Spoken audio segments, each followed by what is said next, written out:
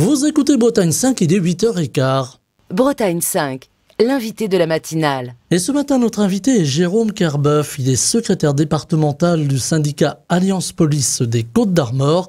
Et il est venu en direct au micro de la matinale. On va parler, alors pas tellement de politique ce matin, quoique, mais on va parler aussi de maintien de l'ordre et des forces de l'ordre. Faire un petit peu le point dans une actualité, dans une société qui se durcit. Bonjour Jérôme Kerbeuf. Bonjour. Alors, je disais faire un petit peu le point dans une société qui se durcit. On a vu ces derniers temps beaucoup d'actualités ici dans les Côtes-d'Armor autour de faits divers, souvent liés au trafic de stupéfiants. J'avais envie, pour commencer, de vous demander, est-ce que on rentre dans un nouveau paradigme dans notre département et dans certaines villes comme Lannion ou Saint-Brieuc, où on a le sentiment que voilà, le trafic de drogue qui était plutôt réservé aux métropoles arrive sur le terrain des villes moyennes et parfois même des campagnes. Oui, effectivement, on le voit avec tous les faits qui font l'actualité ces derniers mois. Effectivement, à une période, ce trafic était beaucoup plus mis en lumière dans des métropoles comme Rennes, Nantes. Et aujourd'hui, on le voit, les faits sont là. Nous avons du trafic de stupéfiants un peu plus important. En tous les cas, on le constate. Dans les enquêtes et dans les faits, sur des villes moyennes, voire des petites villes, et éventuellement dans certains villages ou certaines campagnes. Oui, effectivement, aujourd'hui, ça se développe sur tout le territoire. Est-ce que ça amène aussi la police, la gendarmerie, les forces de l'ordre, en règle générale, à, j'allais dire, travailler différemment? Parce que finalement, je ne vais pas dire que vous n'étiez pas habitué, vous êtes formé évidemment, mais à travailler différemment, à enquêter différemment aussi. Sans rentrer évidemment dans des dans des détails. Oui, sans rentrer dans les détails des enquêtes, les officiers de police judiciaire aujourd'hui ont dû s'adapter à ce développement qui est de plus en plus important. Bon, on a toujours travaillé comme ça, c'est-à-dire qu'on est dans l'action et aussi dans la réaction. C'est-à-dire qu'on s'adapte aux faits, aux affaires qui sortent. Et oui, les temps changent, le trafic de stupéfiants s'étend un peu dans toutes les zones. On le voit dernièrement sur les Côtes-d'Armor. Et puis, on voit bien les enquêtes, les résultats, les interpellations, tout le travail de fond qui est fait. Et, oui, il y a beaucoup de drogues qui circulent dans notre pays. Est-ce que pour les enquêteurs et ceux qui sont sur le terrain, on pense aux policiers qui interviennent parfois, qui se trouvent confrontés à ce qu'il n'y avait pas peut-être il y a encore quelques années? Ils risquaient d'avoir des coups de feu, ils risquaient d'avoir des échanges violents parfois. Aujourd'hui, on voit sur les terrains d'enquête et souvent lors des interventions des policiers qui sont confrontés parfois à des armes de guerre. On parle de Kalachnikov et de différentes armes de guerre. Là aussi, ça interroge sur la circulation des armes en France et y compris ici dans notre département. Totalement. Faut savoir que tout le trafic de stupéfiants, du narcotrafic, génère énormément d'argent. Donc forcément, les délinquants, ça génère tellement d'argent qu'ils se sont équipés, ils développent de plus en plus. Avant, on était vraiment en bande organisée avec des réseaux très structurés, mais ça s'est développé presque à l'artisanal avec des jeunes désœuvrés qui ont vu cette manne financière. Et ils veulent prendre leur part du gâteau, ils veulent faire leur petit trafic. Et oui, avec tout ce qu'on voit sur le territoire, ça génère de l'argent. Ils arrivent à acheter des armes, ils veulent grossir, ils veulent, on le voit, les points de deal de plus en plus. C'est énorme. Moi, j'ai souvenir, j'ai un point de deal dans un autre département. On estimait à 60 000 euros jour. 60 000 euros jour, la manne financière que ça dégageait. Avec des sommes pareilles, forcément, ça prend de l'ampleur et ils en veulent de plus en plus. Pourquoi travailler à côté, puisque ils sont très bien rémunérés dans ces réseaux de trafic de stupéfiants. Alors, sans rentrer dans la chose politique, il y a une interpellation de la part si vous me permettez le terme, des forces de l'ordre vis-à-vis des responsables politiques aujourd'hui pour dire attention, on est sur une pente dangereuse. Oui, parce que l'ampleur du phénomène, on le voit aujourd'hui, on a des unités spécifiques comme par exemple les FARC, ce sont les forces d'action rapide. Ce sont des CRS qui ont été créés ces dernières années pour être très mobiles et intervenir sur des zones très sensibles. On l'a vu ces derniers jours sur Saint-Brieuc ou Lannion avec la CRS 82 qui viennent en appui sur des opérations coup de poing, de contrôle de grande ampleur. Mais bon, elle reste quelques jours et après elle se déplace sur d'autres sites. Voilà. Le trafic reprend derrière finalement. Alors, parfois oui, parfois non. Tout dépend les résultats puisque parfois il suffit d'interpeller les bonnes personnes. Mais vous savez, dans ces réseaux, quand une personne est interpellée et mise à l'écart, il y en a d'autres qui prennent leur place. Et se pose la question de la violence. On parlait des armes. Aujourd'hui, une personne des forces de l'ordre qui va intervenir sur un terrain, on pense aux forces d'intervention rapide, peut se trouver confronté à des armes de guerre et peut y laisser la vie. Il faut quand même voir les choses en face. Aujourd'hui, il y a une plus grande violence qu'avant. Totalement, le risque est toujours très présent, de plus en plus. Alors, nous avons adapté nos équipements aussi par rapport à ce qu'on trouve en face de nous. Pour autant, le risque est très présent. On l'a vu dans différentes situations, que ce soit chez les forces de l'ordre au niveau pénitentiaire, avec les dernières interpellations en Roumanie qu'on a vues dernièrement. Oui, en face de nous, parfois on peut être surpris. On peut tout imaginer, du simple couteau à l'arme la plus sophistiquée, c'est toujours pareil. Toute cette manne financière, en fait, amène à tous les résultats qu'on voit, c'est-à-dire ils s'adaptent et ils veulent absolument garder, c'est leur façon de vivre. Hein. C'est un business, finalement. Mais voilà, c'est du business. Du business sur le narcotrafic, pardon. Avec aussi une autre arme, ce sont les réseaux aujourd'hui et les messageries cryptées. Il y en est beaucoup question dans l'actualité. Des députés veulent faire en sorte aujourd'hui que l'on puisse avoir accès à ces messageries cryptées, en tout cas que les forces de l'ordre puissent y avoir accès pour pouvoir mener des enquêtes. Alors, c'était pas simple. Là, le débat il est politique. On va peut-être le laisser un petit peu aux politiques. Mais vous, c'est important aussi de pouvoir entrer dans ces réseaux via ces messageries, de pouvoir comprendre comment ça fonctionne, de pouvoir identifier les personnes, là encore, sans rentrer dans les détails des enquêtes. Si on veut obtenir des résultats, on doit s'adapter aux moyens de fonctionnement qu'ils ont. Oui, tout ce qui est le côté numérique et les messageries sur les réseaux sociaux, il faut qu'on ait les moyens législatifs de pouvoir travailler correctement. Sinon, la porte sera fermée et ils pourront continuer à se développer. Et si on veut obtenir des preuves, aller chercher, confondre les gens, oui, on doit aussi avoir les mêmes moyens que eux disposent pour pouvoir les confondre, bien sûr.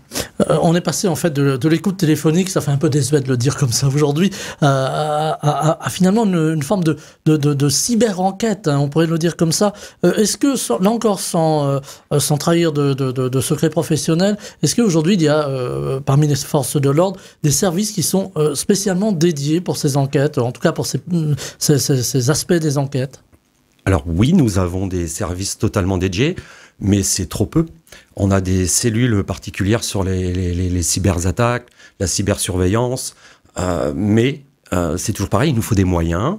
Et c'est-à-dire que localement, on va avoir une ou deux personnes qui vont avoir des habilitations avec un peu de matériel, mais c'est trop peu aujourd'hui, c'est trop peu. Alors c'est vrai qu'on a des offices qui vont plutôt être centralisés dans les grandes métropoles, et qui vont peut-être être saisis lorsqu'on aura décelé sur d'autres zones comme les Côtes d'Armor ou des zones plus petites de police. Ils seront saisis quand on aura effectivement identifié des réseaux plus importants et ils prendront la main. Mais oui, il nous faut toujours pareil, hein, les moyens. On entend quelques personnalités politiques, c'est assez d'ailleurs transpartisan, dire voilà aujourd'hui le trafic de drogue, on l'a entendu à Rennes d'ailleurs, ne peut pas être endigué parce qu'il n'y a pas assez d'enquêteurs sur le terrain. On manque cruellement d'enquêteurs aujourd'hui. On n'aura jamais assez d'enquêteurs. La procédure est très chronophage. Il y a plusieurs aspects dans la procédure. On a la procédure d'enquête, de perquisition, de filature, d'identification, du travail de terrain, du travail de fond. Et puis, il y a toute la partie procédurale qui est très, très chronophage. Et de plus, on a des logiciels qui sont obsolètes.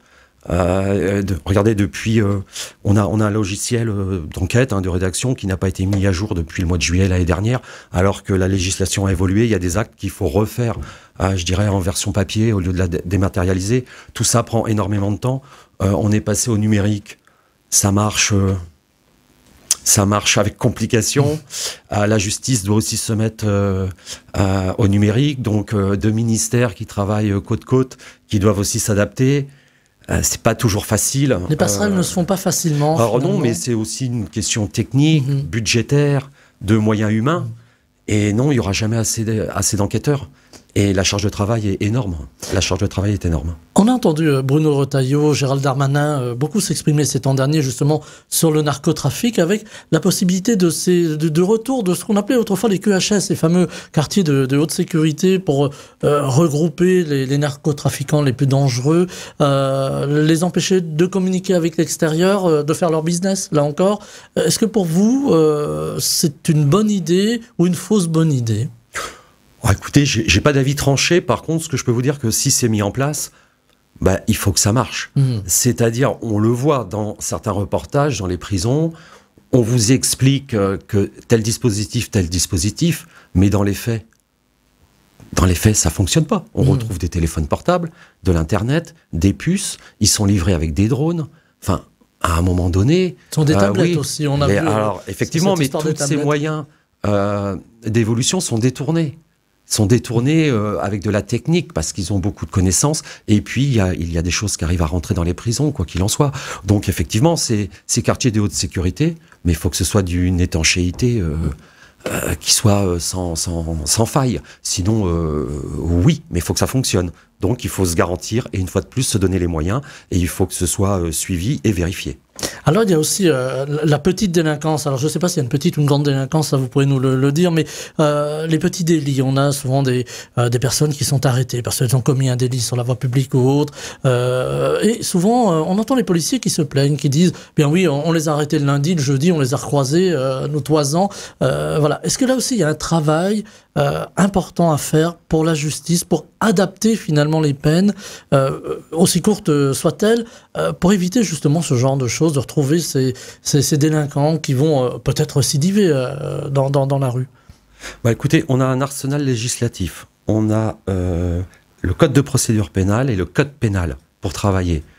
Bon, écoutez, ce qu'il faut souvent, c'est dès les premiers faits, je pense qu'il faut être assez sévère pour que la personne comprenne. S'il y a trop de laxisme, alors là, on est sur des politiques judiciaires, ministérielles, c'est un peu compliqué, hein, les orientations appartiennent aux politiques, mais en tous les cas, oui, on s'aperçoit que si on fait preuve de trop de laxisme, le message, je pense qu'il ne passe pas.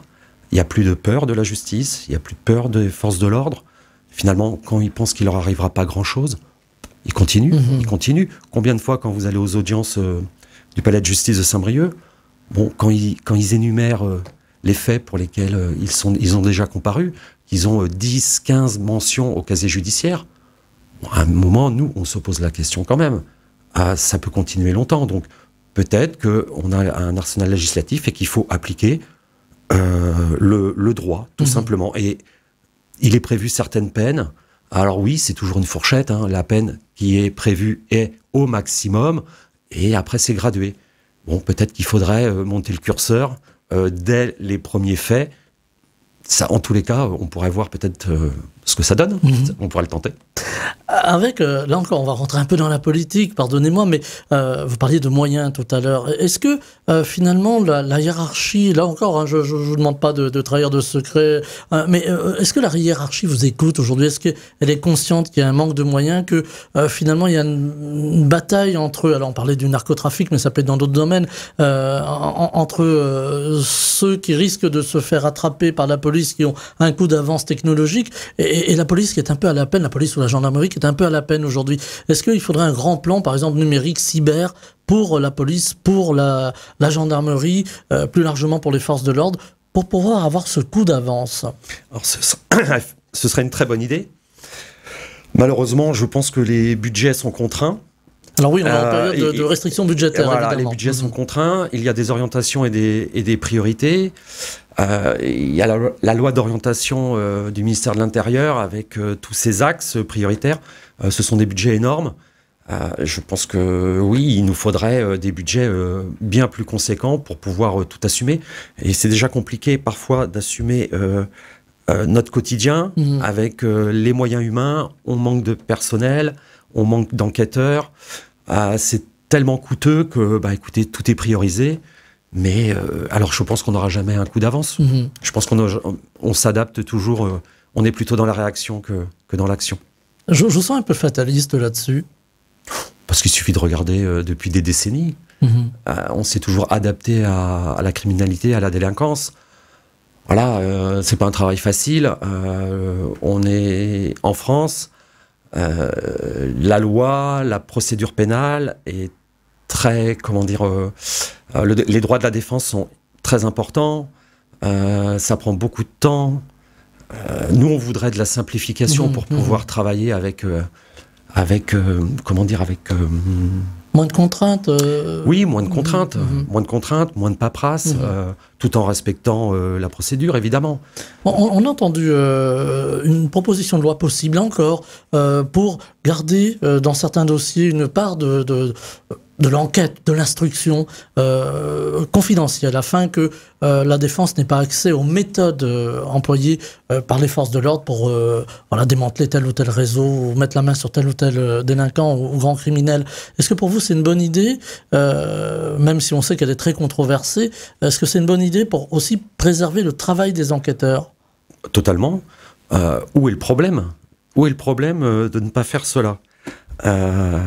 On est des gens respectueux de la loi, c'est-à-dire qu'on ne va pas inventer, on ne va pas cacher. Simplement, ce sont des éléments pour confondre les gens, et à partir du moment où on a des coupables en face de nous, avec toutes les conséquences que ça induit, et de toute façon, ça sera très encadré. Il n'y a pas de mensonge derrière tout ça. C'est simplement de la technique procédurale. De toute façon, tout est vérifié, tout est suivi par le parquet. Je ne vois pas où est la difficulté. Je vois pas où est la difficulté. Effectivement, ça correspond à des besoins pour atteindre des objectifs, parce que c'est de plus en plus compliqué pour nous. Et oui, mais de toute façon, ça ressortira dans le dossier à la fin. C'est acté. Enfin, je veux dire, c'est pas des choses. Faut pas un imaginaire, voir quelque chose de flou, une nébuleuse. Pas du tout. Non, tout est acté, tout est suivi, tout est encadré. Je vois pas où est la difficulté. Après, ce sont des orientations législatives, effectivement. Avec aussi la coordination des services. On en entend beaucoup parler avec la douane, par exemple. Là encore, ça nous ramène une fois encore au narcotrafic, mais on pourrait parler de blanchiment d'argent dans bien d'autres domaines, par exemple. Est-ce que là aussi, les passerelles sont plutôt assez fluides, ou est-ce qu'il y a encore de l'amélioration à avoir pour pouvoir, là encore, conduire des enquêtes sur plusieurs terrains ? Ça se passe pas trop mal, parce qu'on a des groupes spécialisés. On a le GIR 35, on a le GIRS 35, qui commence par un J, c'est une autre cellule différente, avec tous les services transversaux, que sont les douanes, le ministère de la Justice, l'URSSAF, les impôts, voilà. Donc il y a quand même des cellules de coopération pour les grosses affaires. Voilà, oui, on a quand même des unités spécialisées qui fonctionnent plutôt très bien. Alors il y a aussi aujourd'hui une autre forme de criminalité. La parole se libère dans les questions de violences faites aux femmes ou de pédophilie. On l'entend aujourd'hui. Là encore, ça nous ramène à l'actualité. Par exemple, avec le procès de Squarneck. Là aussi, il faut mettre des moyens pour pouvoir aller sur des enquêtes qui sont souvent des enquêtes cyber d'ailleurs. Est-ce que là aussi, vous avez les moyens suffisants pour pouvoir confondre, par exemple, des criminels pédophiles ou autres, là encore sans dévoiler quoi que ce soit de vos procédures, mais est-ce que vous avez les moyens de le faire, ou est-ce que là aussi, il faut améliorer, il faut plus de personnel formé ? Ça fonctionne pas trop mal, mais on est toujours à la recherche de l'amélioration. On a l'administration met quand même des moyens pour satisfaire en tous les cas les enquêtes et les victimes. Ce sont des domaines très particuliers qui prennent beaucoup de temps. Il faut rassembler les preuves. Toujours pareil, l'arsenal législatif. Et puis, ce sont des enquêtes au long cours. La société évolue aussi. Ce qui était peut-être tabou il y a des années, su, mais toléré, pas dit. Aujourd'hui, on s'aperçoit que la parole est libérée et que beaucoup de faits qui étaient peut-être cachés, qui étaient des non-dits dans des familles, dans des violences. Puis il y a aussi les valeurs de la société. Il y avait des choses acceptables il y a 20 ans qu'aujourd'hui sont devenues totalement inacceptables. bon, ça fait partie de l'évolution de la société, voilà, des valeurs qu'on a tous en nous, et on en est là aujourd'hui. C'est-à-dire que oui, il y a des choses qui sont poursuivies aujourd'hui, des nouveaux délits qui sont créés, qui s'adaptent à la société d'aujourd'hui, et voilà, c'était une autre époque. Aujourd'hui, on vit dans une nouvelle époque avec effectivement l'accent qui est mis sur le vivre ensemble. Et cette réponse nécessaire de la société. Oui, regardez, on n'a jamais eu autant d'affaires, même, je dirais, dans le milieu scolaire. Mais ça tient aussi aux relations qu'ont les gens entre eux, les réseaux sociaux, enfin, tous ces paramètres nous amènent à avoir beaucoup de difficultés dans le vivre ensemble. Voilà, et là vous êtes aussi en première ligne lorsqu'il s'agit d'enquêter, pour mettre en lumière certains faits. Tout à fait. Et je peux vous dire qu'on a des enquêteurs très consciencieux, très investis, avec une grosse charge de travail. Mais ce n'est pas simple. Avec la charge humaine aussi. La charge humaine, parce qu'on touche à l'humain. On touche au ressenti. On touche à... Vous voyez, il y a peut-être le curseur de l'acceptabilité n'est sûrement pas le même pour vous et pour moi, dans différents domaines. Donc, quand on va enquêter au sein d'une famille pour certains faits, il y a des choses qui vont leur être reprochées qu'ils ne vont pas forcément appréhender comme nous on l'appréhende, parce qu'ils ne savent pas. Pour eux, c'est non. Regardez, il y a 40 ans, les parents donnaient une fessée à leurs enfants. Oui, c'est vrai. Voilà. Aujourd'hui, donner une fessée à un enfant, c'est de la violence sur mineur, aggravée de la part d'un parent, c'est interdit. Voilà, c'est un exemple très simple. On s'adapte. Voilà, bon, j'ai eu des fessées, voilà, je peux le dire. Oui. Plus sérieusement, là on est aussi dans une autre forme d'enquête, ce sont les enquêtes sur l'évasion fiscale, les malversations financières. Bon, là on est sur de grandes enquêtes. Est-ce que les moyens suivent là aussi à ce niveau-là? Écoutez, là on passe dans des cellules beaucoup plus importantes. Et je me prononcerai pas parce que c'est pas un domaine que je connais un peu plus particulièrement. J'imagine que, mais de toute façon, bon, il y a des cellules avec des services spécialisés. Après, c'est toujours pareil, on est toujours débordé. On est toujours débordé dans beaucoup de services. Donc, ça mérite toujours d'être amélioré. Ça, c'est clair. Alors, sur l'amélioration, vous parliez tout à l'heure de la paperasserie administrative. On parle beaucoup de simplification administrative aujourd'hui. Si le syndicaliste que vous êtes devait avoir, je ne sais pas, M. Darmanin, ou M. Retailleau d'ailleurs, face à vous, qu'est-ce que vous lui diriez? Vous lui diriez quoi? Il faut supprimer quoi en premier lieu? En premier lieu, on veut un logiciel de rédaction de procédures simplifié et qui fonctionne bien. Vous ne pouvez pas vous imaginer le nombre de fois où les enquêteurs ne peuvent pas, sont devant leur écran et ça ne fonctionne pas. Ils doivent patienter pour créer leurs actes. Sauf qu'on est tenu par la procédure et que ça complique les choses. Il est dommageable d'avoir une personne en garde à vue et de devoir la relâcher parce que l'ordinateur ne fonctionne pas. Elle sera reconvoquée. Mais c'est pas normal. Et donc, on veut des choses simples et qui soient à jour. Moi, je vais vous dire, on a un scandale. Pendant plusieurs années, on a attendu un nouveau logiciel qui s'appelait Scribe. Je vous dirai même pas le nombre de millions d'euros que ça a coûté pour qu'il n'aboutisse jamais. Donc, on repart sur autre chose. L'argent public, là encore. L'argent public. Cet argent-là aurait pu être mis ailleurs. C'est un logiciel qu'on nous a prévu et vendu pendant des années. On l'attendait. Scribe. Allez, c'est plusieurs millions d'euros qui sont partis par les fenêtres. Il n'a jamais vu le jour, il n'a jamais fonctionné. Voilà. Sur le terrain, on parlait de la violence aujourd'hui sur le terrain, du fait aussi qu'il y a plus la peur de l'uniforme, la peur du gendarme, la peur du policier. Alors quand je dis la peur, je mets les guillemets qui s'imposent. En tout cas, il n'y a plus la crainte. Aujourd'hui, on voit beaucoup de délits de fuite, on voit beaucoup de personnes qui sont interpellées, qui toisent finalement les forces de l'ordre. Est-ce que c'est facile à vivre d'un point de vue humain pour le policier que vous êtes? Non, c'est pas facile. On ne l'accepte pas. Mais en fait, ça arrive maintenant tellement souvent qu'on s'est rentré dans les mœurs, on en a pris l'habitude, on n'est plus étonné. Mais vous êtes blasé finalement quelque part? Parfois oui, parfois on est blasé. puisque on retrouve la même personne quelques jours après. Moi, j'ai souvenir à une époque, j'étais en région parisienne, on interpellait. Le temps qu'on tape à la machine à l'époque, la personne, elle passait sous nos fenêtres, et elle nous faisait signe avec un sourire parce qu'elle était déjà dehors. Enfin voilà, c'était bon. On a l'impression de vider l'océan à la petite cuillère, quoi. Aujourd'hui, on parle beaucoup, alors plus largement de guerre, de conflits internationaux. On a beaucoup de jeunes qui se tournent vers la réserve citoyenne, qui veulent apporter quelque chose au pays, apporter leur savoir-faire, de jeunes et de moins jeunes, du reste d'ailleurs. Je crois que la réserve est ouverte jusqu'à 71 ans ou 12 ans. À vérifier. Est-ce que vous aimeriez que la police ait une part de cette réserve pour travailler aussi, pour vous épauler, pour vous aider dans les tâches peut-être quotidiennes? Alors c'est déjà le cas.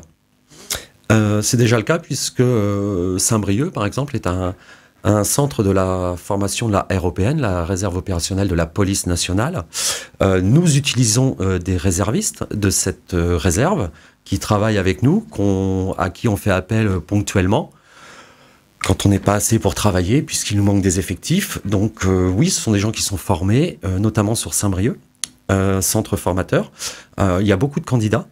Donc c'est quand même on le voit, c'est un élan. Il y a quand même une frange de la population qui tient à ces valeurs républicaines, qui veulent s'engager et finalement qui nous soutiennent, puisqu'ils souhaitent travailler avec nous. Voilà. Donc oui, nous faisons appel à la réserve opérationnelle de la police nationale.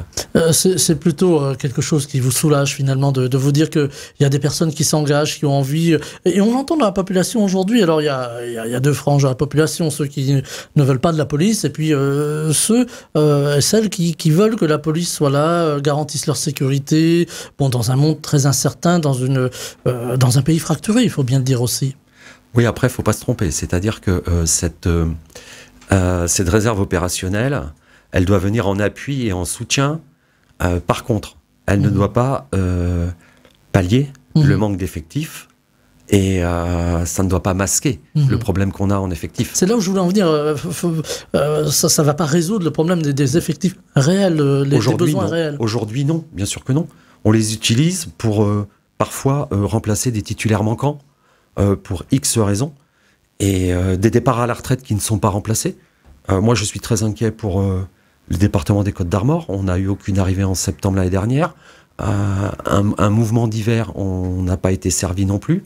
On a du départ. Aujourd'hui, on a des brigades qui s'amenuisent par rapport à ce qui était prévu. Donc les collègues sont de plus en plus sollicités. Certains repos ne peuvent pas être pris. Ils sont rappelés. Alors oui, on a cette réserve. Mais c'est pas la réserve est un appui et une force qui doit venir nous compléter et pas nous suppléer. On parlait du travail qui a beaucoup évolué depuis des années avec les problèmes de violence, un travail qui se renouvelle, qui est différent évidemment. Vous parliez aussi on le sent dans vos propos, de l'épuisement des personnels, de burn-out, de ras-le-bol parfois. Il y a des gens qui des fois disent voilà, j'en ai marre, je quitte la police, j'en peux plus, je suis fatigué. Oui, nous avons des collègues on peut s'apercevoir que par rapport à il y a quelques années, déjà les cycles de travail ont changé. Les cycles de travail sont très denses. Il y a de l'épuisement. Je pense aussi qu'il y a psychologiquement le constat qu'on peut faire des incompréhensions, comme par exemple avec le ministère de la Justice sur des résultats qui sont pas satisfaisants pour nous parfois. Et en fait, il y a tous ces changements font que oui, il y a un épuisement, une grosse charge de travail, parce que il y a un énorme investissement, parce que beaucoup sont là par vocation, par sacerdoce. On croit tous en ce qu'on fait. On tient, on fait preuve de résilience, mais il y a une fatigue et puis il y a une grosse charge de travail.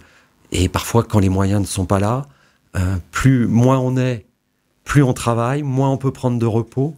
Donc oui, ça a changé à ce niveau-là. Des blessures, mais même des blessures physiques. On est plus fragilisé. Donc à un moment donné, quand les moyens humains ne sont pas là, la charge de travail, elle est répartie. La charge de travail est répartie sur ceux qui restent. Et ça devient de plus en plus compliqué, oui. On parlait de la police, on parlait des forces de l'ordre ce matin dans la matinale de Bretagne 5 avec Jérôme Kerbeuf, secrétaire départemental du syndicat Alliance Police des Côtes-d'Armor, qui était avec nous en direct. Merci infiniment d'être venu au micro de Bretagne 5. Je vous souhaite une très belle journée. Merci également. Bretagne 5, le 7-9, Stéphane Hamon.